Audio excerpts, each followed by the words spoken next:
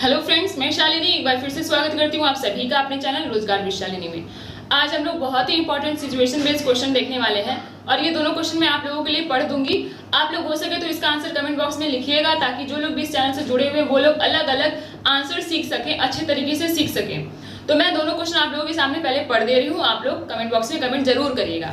तो पहला क्वेश्चन यही है कि स्कूल असेंबली क्यों होती है। आप सभी को पता है कि स्कूल असेंबली में प्रेयर करवाया जाता है, बहुत सी सारी चीजें करवाई जाती है। तो क्यों करवाई जाती है, क्या रीजन है, क्या इंपॉर्टेंस है, कुछ ना कुछ महत्व तो उसका जरूर होगा जो स्कूल असेंबली करवाई जाती है। ये फर्स्ट क्वेश्चन है।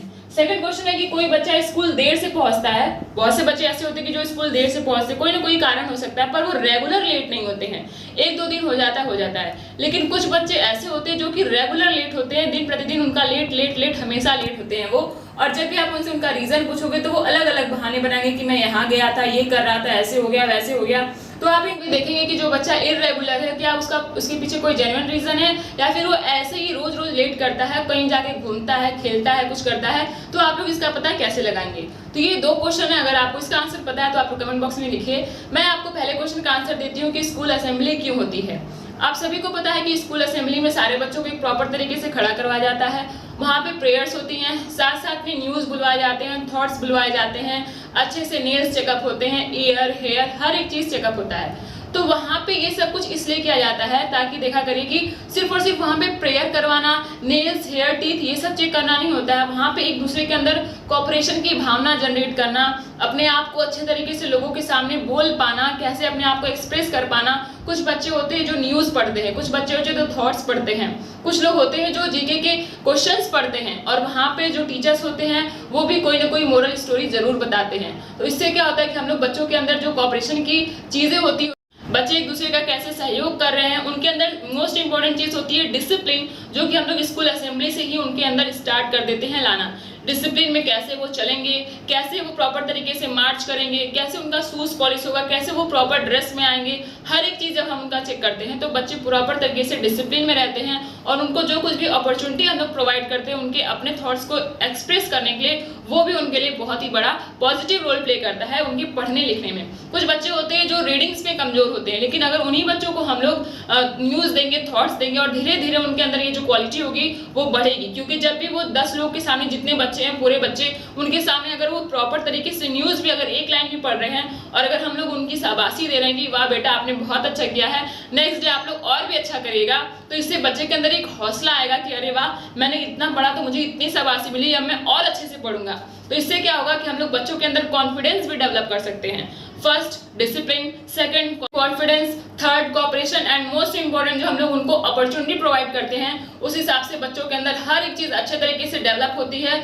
और देखिए, जब 10 लोग रहते हैं उनके सामने सभी लोग अच्छे से बन के जाते हैं, प्रॉपर ड्रेसअप होके जाते हैं। आप सभी लोग देखे होंगे, नॉर्मल ऐसे होता है कि घर में लोग जैसे तैसे रह लेते हैं, लेकिन जैसे ही कहीं उनको जाना रहता है वो प्रॉपर तरीके से एक वेल मैनर्ड, वेल ड्रेस्ड होके जाते हैं। ऐसा इसलिए नहीं कि वो किसी के लिए तैयार होके जाते हैं, वो अपने लिए तैयार होके जाते हैं कि जैसे सभी लोग प्रॉपर तरीके से दिख रहे हैं, अच्छे दिख रहे हैं, वैसे वो भी वेल मेंटेन, वेल ड्रेस्ड रहें।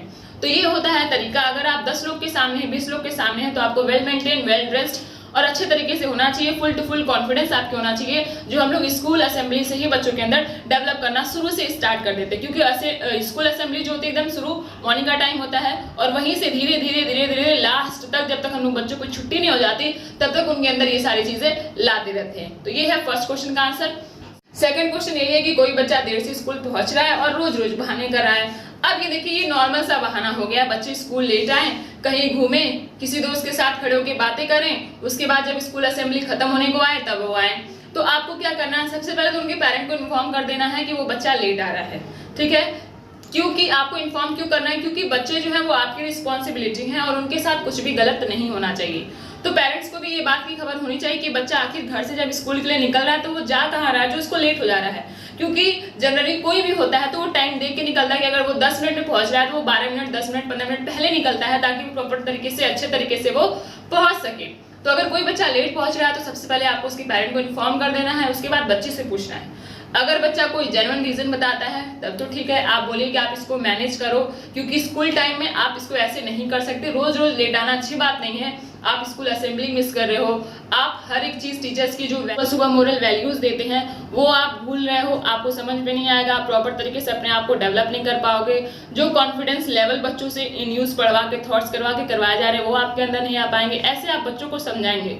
और अगर बच्चा कोई बहाने करता है कि मैं पेंसिल खरीदने लगा, मैं रबर खरीदने लगा, मेरी कॉपी गुम हो गई थी, मैं उसको ढूंढने लगा, मेरा होमवर्क नहीं हो पाया था, मैं उसको कर रहा था, तो आपको इन सारी चीज़ों को वहाँ पे अच्छा तरीके से प्रॉपर तरीके से एक्शन लेना है, ताकि जो कुछ भी दिक्कतें बच्चों के साथ आ रही हैं वो उसको सही कर सकें।